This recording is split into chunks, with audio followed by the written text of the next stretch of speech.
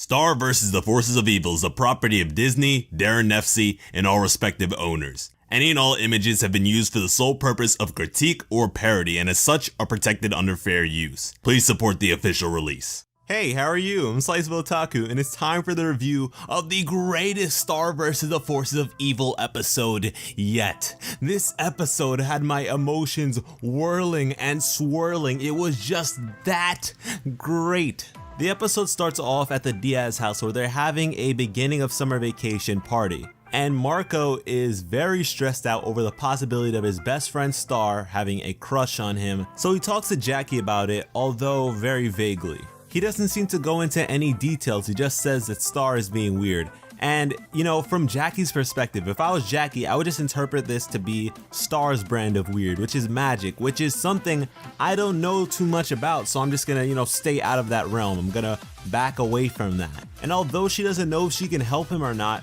she tries to. She tries to take his mind off of it and move him. And whether or not you're pro Jarko or Starko, you have to admit that Jackie is a good girlfriend in this regard. She's very conscious of Marco's feelings but isn't overbearing. She doesn't include herself to the point where it's suffocating, and she gives Marco space, which is an incredible virtue but in a lot of cases will lead people to hurt you. That sort of freedom and good treatment is often taken advantage of, and we'll touch upon that later on in this video. Star begins to come downstairs, and really she's just as bummed out about this as Marco is. And when she sees Jackie and Marco, initially she decides to avoid them and step away, but convinces herself to confront this, to move towards them and try to act normal. And her trying to act normal is hard to watch, it's cringy.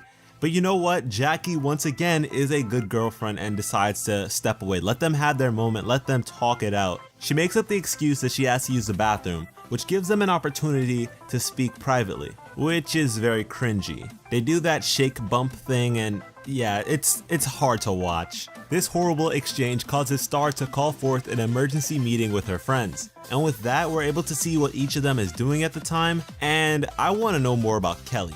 What the hell is Kelly doing here? She's like fighting a monster, but then says, "I'll see you next week, I have something to do." What does Kelly do? We then cut to Ludo's new home where a bunch of rats are just having a corn eating contest. They're having fun, it's the night show, and then the real squad, the magical high commission, just busts through, each with an entrance worthy of being a mixtape cover. These guys look so cool, it's beyond me. And my girl Hekapu actually uses her dimensional scissor daggers to teleport Ludo's bird and spider to Earth. And I'm actually curious what role they'll play from here on out. What will they do? Because them being transported to Earth of all places, I feel as though this can be utilized in some regard later on. And they actually rip this man Ludo out of his bed. He is sleeping. I don't know what I would do if I was Ludo in that position. Somebody wakes me up like that? Man, we're having problems. And apparently, Glossaryck is gone. In this emergency meeting for Star and her friends, she tries to convince them that she does not have a crush on Marco. She thinks he's cute, but that's it. And that's her just attempting to not exactly convince them, but more so convince herself. They attempt to redirect her attention by bringing her to a cool kids party.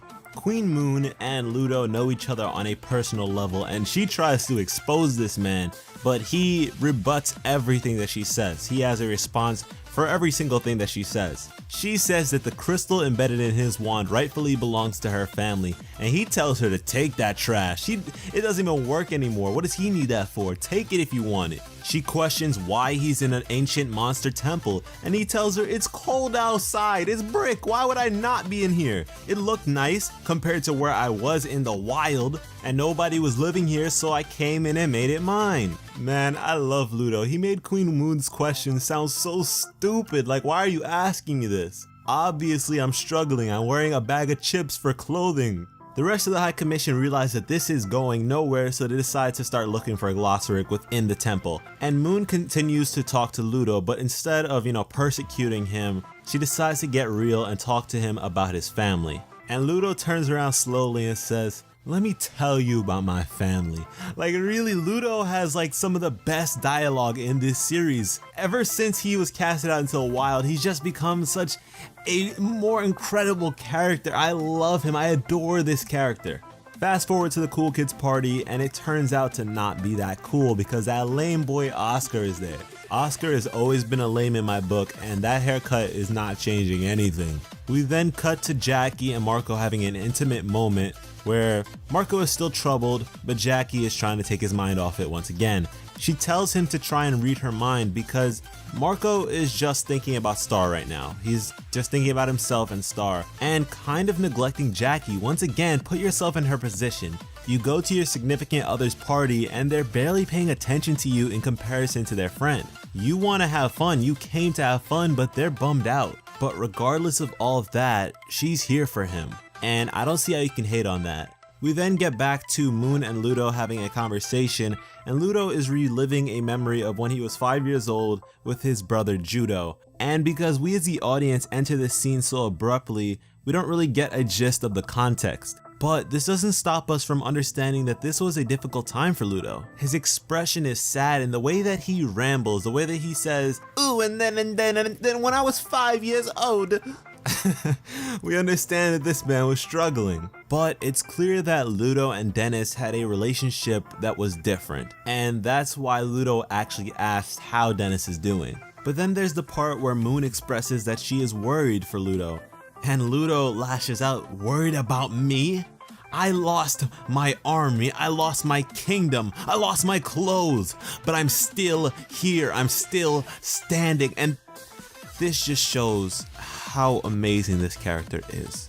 He is definitely a troubled character, but his conviction, his ideology that he has to just keep moving forward, it's breathtaking, it's incredible. He may not be the brightest character, but his conviction for sure shines bright. He's gone from this stock image bad guy who just wants Star's wand and her magic to take over, to this believable victim of circumstance.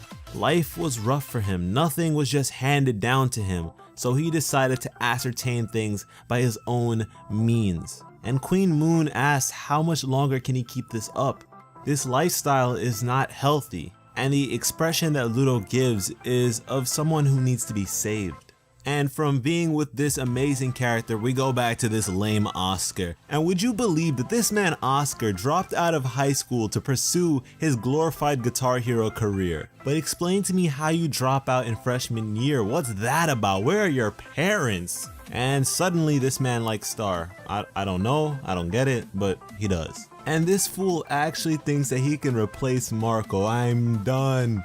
He launches off his guitar and expects it to go to Mars. Like, you need to stop hitting those keys and hit the books. Then we get back to something that actually matters. Lekmit finds the spell book and it's blank. There is nothing on any of the pages and Glossaric is gone. They go to tell Moon and she is out for the count, black-eyed and everything, which is reminiscent of when Glossaric went to the Magical High Commission. Toffee takes control of Ludo once more, and his hand bonds together with the wand. This is crazy, and Omni steps to him. Omni is like, "You should not have done that." But Toffee takes him out in one blow and absorbs his power, becoming stronger. Do you understand what I just said? He took out the ruler of time and space in one blow and absorbed his power. What?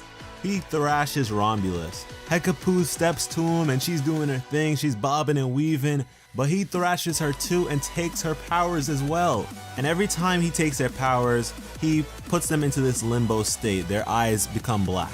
And High Chancellor Lekmit is continuously revitalizing them, which simultaneously drains his own life force. And they are continuously getting beat down. Lekmit is clearly at his limit, but sacrifices himself to revitalize Queen Moon. Lekmit dies in this fight. He gave up everything to save Queen Moon. And really, by placing them all into this vegetated state, Toffee pretty much killed every member of the Magical High Commission, some of them multiple times over. That is insane. Without even breaking a sweat, he is smiling the entire time. The only damage that he takes is when Romulus hits him once in the back, which he recovers from instantly and just goes back to thrashing them. He takes their power throughout this fight. He is continuously getting stronger. It is crazy. I don't know how we're gonna stop this guy. Moon recognizes this threat to be Toffee based on his missing finger, and this leads into an epic fight. It is amazing. Queen Moon goes into full butterfly state and has this epic battle with Toffee. It is so cool. And they even go as far as to having like a lightsaber battle, which is funny to me because Disney now owns Star Wars, so I think that was pretty cool.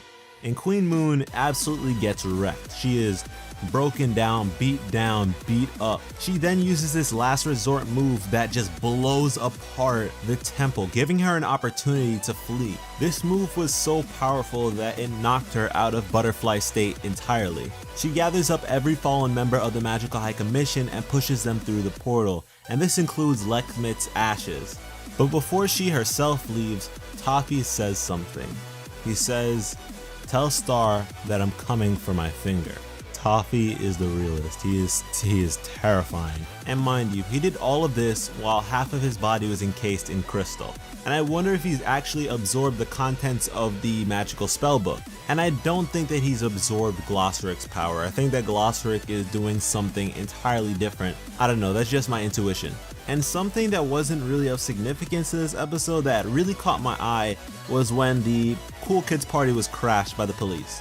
Now, one of these delinquents says something to the police that ticks them off. And when we see the police officer's face, all I can think of is Yellow Diamond from Steven Universe when she was called a Claude by Peridot.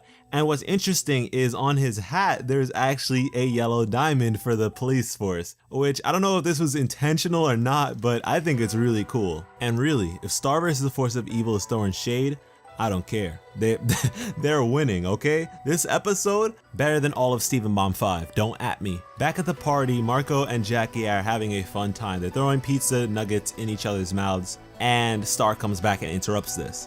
And when Star comes back and interrupts, Jackie is left hanging. And man, I don't care if you are Jarko or Starko, you have to feel bad for this girl.